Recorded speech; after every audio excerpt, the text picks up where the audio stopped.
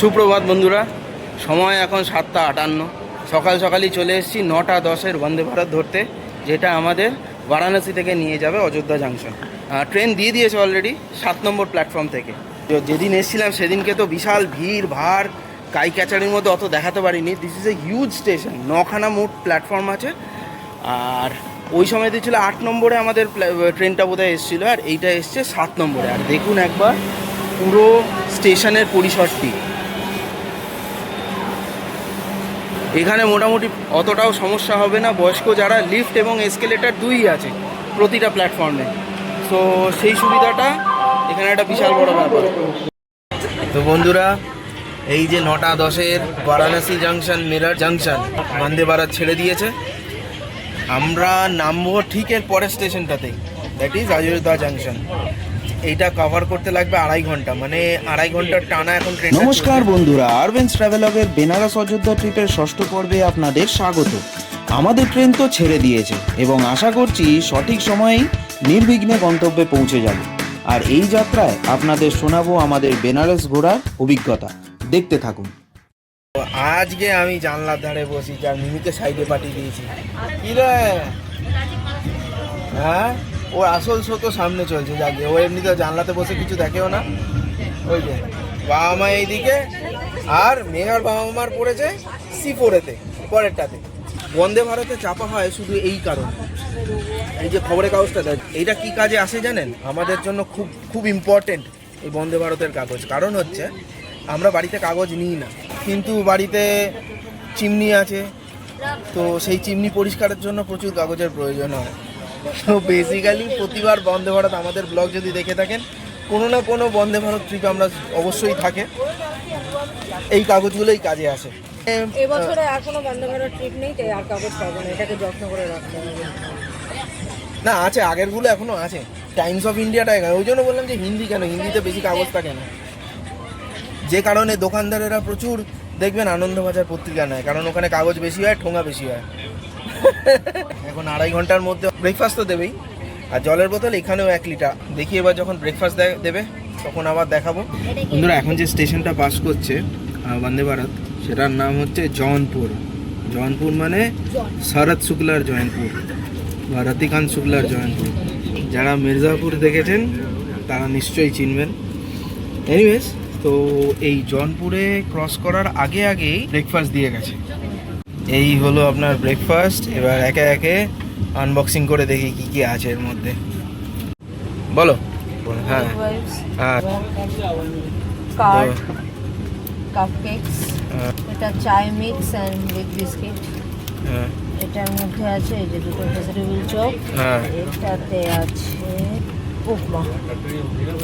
বন্ধুরা, এই ভেজিটেবল চপটা খুব পাতলা লেয়ারের, খুব একটা ক্রিস্পি নয়, তবে এই পুরটা কিন্তু হেভি স্বাদ, ভালো খেতে, ভালো। মেনলি আলু, গাজর, বাদাম এই আছে। এবার চায়ের গরম জল দিয়ে দেওয়া হয়েছে। আর মেঘা, উপমাটা কেমন? বাদাম কড়াইশুঁটি দিয়ে করেছে, ভালো লাগছে খেতে আমার। এইবার এই হচ্ছে কাপকেক। কাপকেকটা দেখে তো ভালোই লাগছে। এই কাপকেকটা চূড়ান্ত খেতে।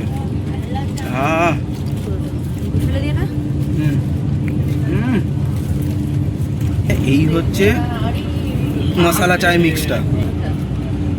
হেভি গন্ধ, পুরো এলাচ দারচিনির গন্ধ ছাড়ছে এখান থেকে। দেখি এবার চাটা কেমন, ওভারঅল স্বাদটা কেমন হয়। আমার মনে হচ্ছে ভালোই হবে, গন্ধটা তো হেভি ছেড়েছে।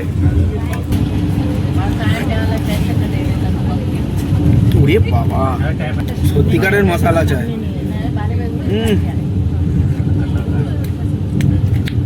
পুরো মনে হচ্ছে আয়ুর্বেদিক চা খাচ্ছি। আর এই হচ্ছে দুটো কুকিজ চা দিয়ে খাওয়ার জন্য।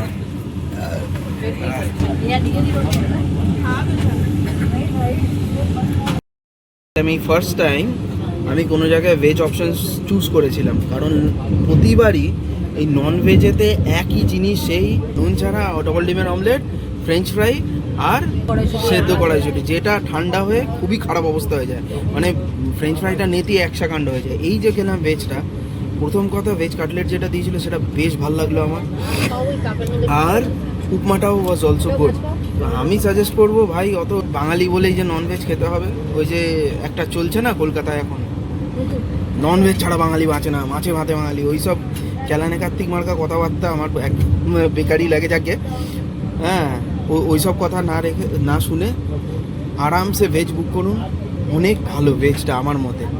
হ্যাঁ, কারণ ননভেজেও যে ওই যে লাঞ্চ দেয়, আমি আগেরবার বলেছিলাম যে কি দিয়েছিল, যে ওটা চিকেন নয়, ওল কচু মাখা, ওই এত শক্ত একটা সলিড পিস, ওই খাওয়ার চাইতে আরামসে ভেজ খান, অনেক চলছে। 16 মিনিট ডিলে দেখাচ্ছে, তবে আই থিঙ্ক কিছুটা মেকআপ হবে, কারণ বেশ জোরে চলছে। আর এই যে মেঘার আগে রিয়েলাইজেশন একটা, যে আমাদেরকে প্যাসেঞ্জারদের যখন খেতে দেওয়া হয় তখনই ট্রেনের স্পিড প্রচণ্ডভাবে ওঠে, আর ট্রেন দুলতে শুরু করে, বিশেষ করে যখন চা বা কফি, চায়ের জলটা জায়গায় আসলেই ট্রেনের স্পিডটা বেড়ে যায়। সে আমার এখনো মনে আছে, রাজধানীতে স্যুপ দিয়েছিল, ওরে বাপ রে বাপ, মানে চুলকে আর একটু হলে পড়তো আর কি। নিজের গায়ে পড়ে যেত, হ্যাঁ চুলকে নিজের গায়ে পড়ে যেত। তুমি কা বলে এই যে 3 রাত্রি বেনারসে কাটালে, কিরম তোমার এক্সপিরিয়েন্স ওভারঅল? ভীষণই ভালো, কারণ বেনারস তো অবভিয়াসলি ভীষণ ভালো একটা জায়গা, আমার তো খুব ভালো লাগে।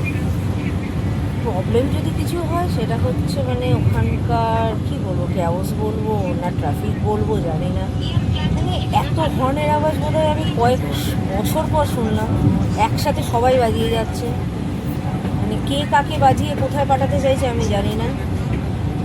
মানে মানে ওই গদুলিয়া চকটার মোড়ে গেলে, আমাদের হোটেলটা তো ওর ওপরেই ছিল, ওই মোড়টায় গেলেই মনে হতো যেন মানে কারফানে স্ট্রোক হয়ে যাবে একটুখানি, মানে এত আওয়াজ আমি সহ্য করতে পারি না, এটা একটা প্রবলেম। আদারওয়াইজ বেনারস ভীষণই হ্যাপনিং একটা জায়গা, ঘাটগুলো ঘুরতে দারুণ লাগে, আমার ভীষণ ভালো লাগে। আর কাশী বিশ্বনাথ দর্শন যে এত ভালোভাবে হবে এটাও ভাবতে পারিনি, খুব সুন্দরভাবে দর্শন হয়েছে, দেখতে পেরেছি, যেটার জন্য মেন আসা। গঙ্গা আরতিও খুব ভালোভাবে সামনে থেকে দেখতে পেরেছি, এটাও অতটা এক্সপেক্ট করিনি যে অতটা ভালোভাবে দেখতে পাবো।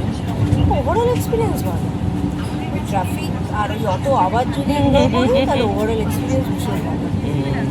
ইনফ্যাক্ট আমাদের হোটেলটাও ভীষণ ভালো ছিল, খাওয়া দাওয়া হয়তো একটু এদিক ওদিক ছিল স্টাফ কমের অভাবে হয়তো, বাট প্রত্যেকের বিহেভিয়ার ভীষণ ভালো, পোলাইট, কোনো মানে আমরা যখন কমপ্লেন করছি তাতেও যে কারোর কোনো মেজাজ গরম বা কিছু একদম, মানে ওরা অ্যাকসেপ্ট করছে যে হ্যাঁ সত্যি এটা আমাদের ফোন, ভীষণ পোলাইট বিহেভিয়ার, খুব ভালো। প্রথমটা যে বললো যে ট্রাফিকের কথা, আমি এটা বারবার বলেছি, আবারও বলবো, ভবিষ্যতেও বলবো, এবং আমার অফিসে গিয়ে সবাইকে শোনাবো, যে কারণ আমার অফিসে যারা গাড়ি নিয়ে ট্রাভেল করে তাদেরকেও শোনাবো, যে এত কিছু হচ্ছে কিন্তু কোথাও কোনো জায়গায় অ্যাক্সিডেন্ট হতে দেখিনি, কোথাও কোনো ট্রাফিক কন্ট্রোল দেখিনি, এরা নিজেরাই নিজেদের মালিক, কেউ কাউকে ঠুকছে না, কেউ কারোর সঙ্গে ঝগড়া করছে না। মানে কলকাতায় যেমন একটু একে ওকে ঠুকে দিলে ব্যাস গাড়ি থেকে নেমে রাস্তায় দাঁড়িয়ে পুরো জ্যাম করে দেয়, এখানে কোনো ব্যাপার নেই, কারোর সাথে একটু স্ক্র্যাচ পর্যন্ত লাগছে না, অদ্ভুত ব্যাপার। আমি ভাবতে পারছি না এটা কেন, কিভাবে এরা রপ্ত করেছে বা কিভাবে। ভালো কন্ট্রোল। হ্যাঁ, এই যে মিমি যেমন রাস্তায় হাঁটতে গেলে দিশাহারা হয়ে যায় এত ভিড়েতে, ও কোনো জায়গায় কেউ মানে একটা গাড়ি পর্যন্ত ওকে ছুঁয়ে পর্যন্ত যায়নি, অথচ ওর ঘাড়ের উপর দিয়ে গাড়ি গেছে কিন্তু, ঠিক আছে। এইটা মানে অ্যাক্রস দ্য সিটি আমার এই জিনিসটা বেশ মানে তাজ্জুব লেগেছে। আর দ্বিতীয় যেটা হোটেলের কথা বললে, অ্যাকচুয়ালি ওদের সিলিন্ডারের একটা প্রবলেম তো হচ্ছে, এলপিজির একটা প্রবলেম হচ্ছে, সেই জন্য ওদের একটু স্টাফও কমিয়ে দিয়েছে, যাতে অবভিয়াসলি কস্ট এফেক্টিভনেসের একটা ব্যাপার তো আছেই, সেটাই ওরা বলছে একটু স্টাফ কম আছে, মাত্র 2 জন দিয়ে কিচেন চলছে আর 1 জন সার্ভিস করছে। আর ওদের আমি হ্যাঁ এটা আমার মনে ছিল না, ওদের এলপিজি সার্ভিস বন্ধ আছে, ওরা তান্দুর সামথিং কিছু একটা আর কি নিয়ে এসছে, তাতে ওরা করছে, তার মধ্যে আবার ওদের একটা তান্দুর নষ্ট হয়ে গেছে, যে কারণে একটার ভরসা চলছে বলে এতটা একটু লেট হচ্ছে। হ্যাঁ, আর ও কিন্তু গ্যাসে রান্না করছে না, কারণ আমি দেখতাম যখনই রান্না করতো না, ওই ওদের রিসেপশনের ঠিক নিচে হচ্ছে ওদের কিচেনটা, রিসেপশনটা ধোঁয়ায় ভরে যেত, মানে ধোঁয়াই ধোঁয়া, চারিদিকে ধোঁয়াই ধোঁয়া, এরকম হয়ে যেত। সো এইটা মেনে নিতে হবে। আর হ্যাঁ, একটু সার্ভিসিংয়ের প্রবলেম আছে, সত্যি কথা বলতে আমি বলতে বাধা নেই যে আমি ওয়েস্ট বেঙ্গলের বাইরে যে হোটেলগুলো এখনও অবধি থেকেছি তার তুলনা করলে আমি বলবো যে ওয়েস্ট বেঙ্গলের যে হোটেলগুলো আছে সেটা আমি একটু হলেও বেটার বলবো। Hotel rudraksha villa maximum 80 to 90% borders হচ্ছে বাঙালি, আর একদম প্রপার জায়গায়, একদম খুব ভালো জায়গায়। মানে আপনি ওখান থেকে হেঁটে হেঁটে, যদি আপনি হাঁটতে পারেন, হেঁটে হেঁটে কাশী বিশ্বনাথ মন্দির, হেঁটে হেঁটে দশাশ্বমেধ ঘাট, সবই হাঁটা পথে পড়ে। এইবার আপনি যদি হাঁটতে না পারেন, আপনার সঙ্গে যদি বয়স্ক মানুষ থাকে, তখন তো ওই অটো টোটো করতে হবে। এইটা একটা সমস্যা, যে অটো বা টোটো সব জায়গায় সব সময় যায় না, আপনাকে বড্ড ব্রেক করতে হবে। আর একটা জিনিস, যে 9টার পর থেকে গদুলিয়া চক বন্ধ হয়ে যায় 4 চাকা অটো টোটোর জন্য। সারাদিনই বন্ধ থাকে। ও সারাদিনই বন্ধ থাকে, রাইট। ওই 8টার পর থেকে সব, 9টার পর থেকে 12টা অবধি বন্ধ থাকে, আবার 12টা থেকে ওই সকাল 8টা 9টা অবধি একটু যাতায়াত করতে হ্যাঁ। হয়, আবার 9টার পর সব বন্ধ। সব 9টার পর সব বন্ধ হয়ে যায়। এইটা একটা সমস্যা, কিছু করার নেই। এটা তো অমৃতসরেও আছে, ওখানে এটা যারা সর্বত্রই। কারণ সত্যি কথা বলতে, এইখানে যদি এই রাস্তায় যদি অটো আর টোটো ঢোকে, তাহলে আরো অবস্থা খারাপ হয়ে যাবে। ইম্পসিবল। মানে আমি যা লোক, যা ভিড় দেখেছি এখানে, ওরে বাবা, আমি জানি না সারা বছর ধরে এইরকমই থাকে কিনা, বাট এই হচ্ছে ব্যাপার। আর এমনিতেও বাইক সার্ভিস আছে, যারা বাইক রুটিনে কমফোর্টেবল তারা বাইক সার্ভিস নিয়ে যে কোনো জায়গায় ইজিলি, কারণ ওগুলো গলি গলি সব জায়গায় ঢুকে হ্যাঁ। আছে, যে কোনো জায়গায় ইজিলি স্পট টু স্পট পৌঁছতে পারবে যারা ওগুলোতে কমফোর্টেবল। আর বয়স্ক লোকেদের জন্য হুইল চেয়ার সার্ভিস আমি দেখেছি, হ্যাঁ, আছে। কিন্তু আমি হুইল চেয়ার পয়েন্টটা আমি মানে রাস্তায় পাইনি। যেখানে সেখানে দাঁড়িয়ে থাকে। হ্যাঁ, আমি কোথা থেকে এক্স্যাক্টলি হুইল চেয়ারটা নিতে হবে, কীভাবে ওরাই ঠেলে ঠেলে নিয়ে যায়, যারা হুইল চেয়ার ভাড়া দেয় তারাই ঠেলে ঠেলে নিয়ে যায়, আপনাকেও ক্যারি করতে হবে না। কিন্তু কোথা থেকে এক্স্যাক্টলি পাওয়া যায় সেই লোকেশনটা আমি খুঁজে যেখানে পাইনি। যেখানে আমি পাবে। বিভিন্ন জায়গায় দেখেছি যারা হুইল চেয়ার নিয়ে ঘুরে বেড়াচ্ছে, এজেড পার্সন যারা আছে তারা আর যদি হুইল চেয়ার আর বেনারস মানে কি? বেনারস মানেই তো অলি অলি।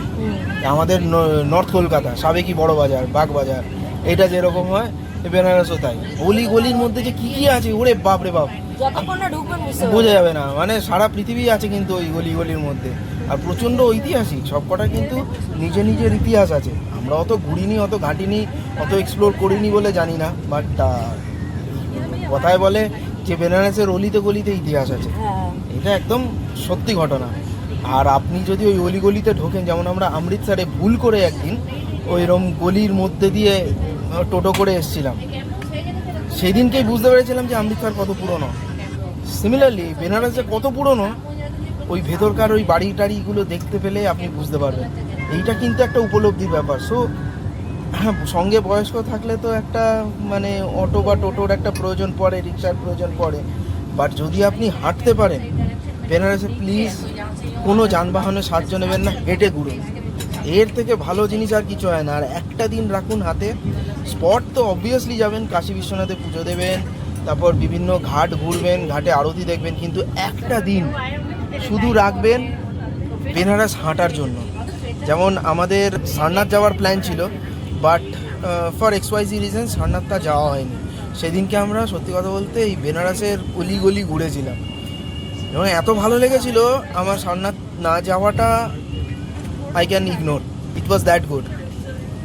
তো বেনারসে কোনো জিনিসকে আপনি যদি ঘুরতে আসেন বেনারস, কখনোই অর্গানাইজড পাবেন না। এলোমেলো ছন্ন ছাড়া, ওই যে বললাম, অর্গানাইজড কেওস। এইটাই বেনারসকে এক্সপ্লেন করে আমার মতে। সব কিছু কেওটিক, কিন্তু তার মধ্যেও একটা অর্গানাইজ ব্যাপার আছে। আর আমার বেশ ভালো লাগলো, আরেকবার আসার ইচ্ছে রইল। যদি বলি বোটিংয়ের কথা, বোটিং সারা দিন ধরে ওখানে দশাশ্বমেধ ঘাটে চলে যাবেন, সারা দিন ধরে কেউ না কেউ আছে, ও বোটিং নিয়ে কোনো চাপ নেই। আর গঙ্গা আরতি দেখার কথা, ওই যদি বসে ভালো জায়গা থেকে দেখতে হয় 2টা-2:30টার মধ্যে চলে যাবেন, নইলে বসার জায়গা পাবেন না ভালো, দাঁড়িয়ে দাঁড়িয়ে দেখতে হতে পারে। আর যদি বোটে করে ঘুরে, যেমন আমরা বিকেলবেলা গেছিলাম, বিকেলবেলা এসে যদি বসে যান ভালো জায়গা পেয়ে যাবেন, ওরাই ব্যবস্থা করে দেয়। তো এই হলো what Benares is all about. এটাই আমার মনে হয়, এটা আমার উপলব্ধি। তো যদি কোনো প্রশ্ন থাকে অবশ্যই জিজ্ঞাসা করবেন। এখন ট্রেন আবারও বলছে 20 মিনিট মতন ডিলেতে আছে। তো যাই হোক, এখন অযোধ্যা কখন নামায় দেখি, তারপর অযোধ্যা থেকে আবার হোটেলটা প্রায় আধা ঘন্টা মতন ডিস্টেন্স, তো এক্সপেক্টেড 1টা বাজবে হোটেল পৌঁছোতে। বন্ধুরা, ট্রেন প্রচণ্ড জোর টেনে মেকআপ দিয়ে দিয়েছে, বলছে যে 2 মিনিট ডিলে হবে। তো এই যে স্টেশনটা, এরপর আর 2টো স্টেশন পরেই হচ্ছে অযোধ্যা। তো রেডি হয়ে এবার লাগেজ ফাগেজ নামাই।